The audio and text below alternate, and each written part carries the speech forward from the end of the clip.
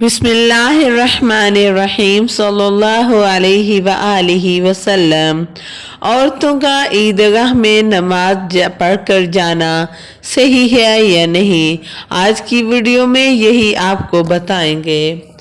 عید کے دن عیدگاہ جانا ہر مسلمان اور عورت پر فرض ہے۔ حائضہ عورت کے لیے حکم ہے کہ وہ بھی عیدگاہ ضرور جائے، لیکن نماز کے وقت وہ نماز کی جگہ سے دور ہو کر بیٹھے، یعنی کہ یہی حکم ایک نفاس والی عورت کا بھی ہے جس کے ہاں بچے کی پیدائش ہوئی ہو۔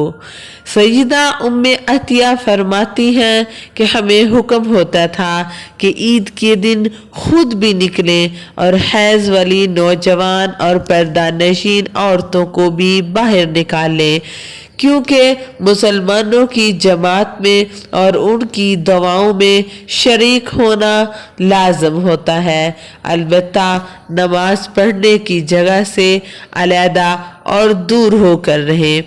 صحیح بخاری کی حدیث 981 حفصہ بنت سیرین سیدہ ام عطیہ سے بیان کرتی ہیں کہ نبی صلی اللہ علیہ وآلہ وسلم نے فرمایا، جوان لڑکیاں، پردہ نشین خواتین اور حیض والی عورتیں عیدگاہ جائیں، خیر کی مجلس کے مسلمانوں کی دعاؤں میں شریک ہوں، البتہ حائضہ عورت نماز کی جگہ سے علیحدہ رہے۔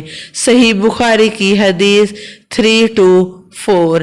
جن شرائط کی بنا پر عیدگاہ جانے کے لیے کہا گیا ہے ان شرائط کو مد نظر رکھ کر جائیں، نہ خوشبو لگائیں،